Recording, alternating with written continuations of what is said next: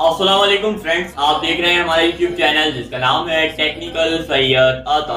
आज की इस इंटरेस्टिंग और बेहतरीन वीडियो में मैं आपको बताने वाला हूं कि आपके गेमिंग चैनल पर रीयूज कंटेंट कब आता है, कैसे आता है, क्यों आता है और इसका सॉल्यूशन क्या है और आप अपनी मोनेटाइजेशन को रीएबल किस तरीके से कर सकते हैं अगर आपकी मोनेटाइजेशन डिसेबल हो गई है या अगर आपकी मोनेटाइजेशन एबल है। तो आपको ये वीडियो जरूर देखनी है एंड तक, ताकि आप वो गलतियां ना करें जिसकी वजह से आपकी मोनेटाइजेशन डिसेबल हो सकती है। तो शुरू करते हैं आज की इंटरेस्टिंग और बेहतरीन वीडियो। सारी बातें आपको डिटेल से बताऊंगा। कोई बात समझ ना आए यूट्यूब कमेंट बॉक्स में आप हमें कमेंट कर सकते हैं, इंस्टाग्राम आईडी पर आप हमें डीएम कर सकते हैं। शुरू करते हैं आज की वीडियो।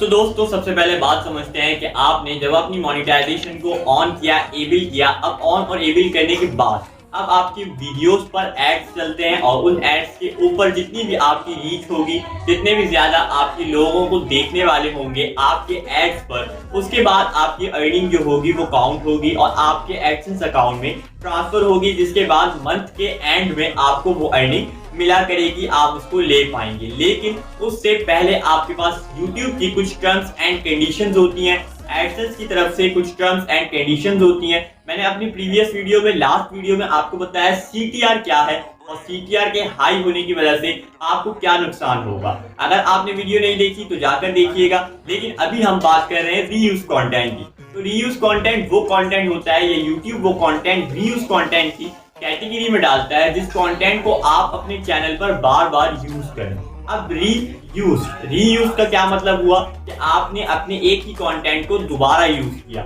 मतलब आपके पास एक म्यूजिक है, जिस म्यूजिक को आप बहुत ज्यादा पसंद करते हैं, आप अपनी हर वीडियो में उसको लगाते हैं और लगाने के बाद उस म्यूजिक की वजह से आपकी वीडियोस पर रीयूज कंटेंट आ सकता है। या फिर अगर आप अपनी वीडियो को एक ही डायरेक्शन में बनाते हैं, मिसाल के तौर पर अगर एक टीचर है और मैथ के सवाल सॉल्व करता है तो वो अपनी कॉपी के ऊपर पेंसिल रखकर या पेन रखकर बैठे हुए हैं और अपना फेस नहीं दिखाते, अपनी वॉइस नहीं दिखाते, सिर्फ वो सवाल को सॉल्व कर रहे हैं। तो क्या है कि कैमरे का एंगल सेम है, कैमरे का एंगल सेम होने की वजह से कॉपी सेम है और राइटिंग स्टाइल सेम है। तो क्या हो रहा है कि इधर यहाँ पर इस केस में YouTube क्या करेगा कि इसको रीयूज कंटेंट की कैटेगरी में डालेगा और रीयूज कंटेंट की कैटेगरी में डालने के बाद आपको मोनेटाइजेशन से डिसेबल करना पड़ जाएगा और डिसेबल होने के बाद आपको कह दिया जाएगा कि आप मोनेटाइजेशन के काबिल नहीं है।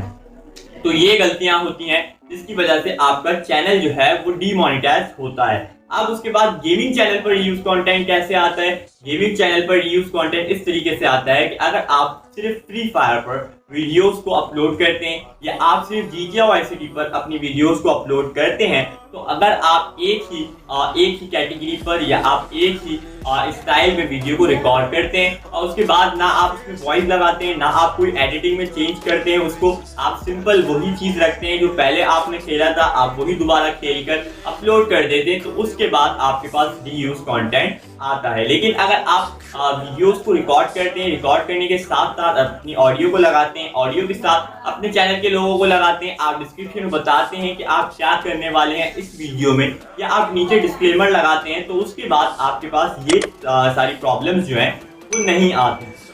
इस तरीके से आप अपने रीयूज कंटेंट से बच सकते हैं। अगर आपको डिस्क्रिप्शन में कैसे मैनेज करना है आपको नहीं पता, आप नीचे कमेंट करें, डिस्क्रिप्शन पर भी आपके लिए एक वीडियो बना दूंगा। तो उम्मीद करता हूं आपको समझ आया कि रीयूज कंटेंट की वजह से हमारे गेमिंग चैनल या और किसी भी कैटेगरी के चैनल पर क्या इफेक्ट्स होते हैं और इफेक्ट्स होने के बाद क्या हमारे साथ हो सकता है। तो उम्मीद करता हूं आपको वीडियो अच्छी लगी तो लाइक, शेयर, कमेंट और जाने से पहले चैनल को सब्सक्राइब कर दीजिएगा।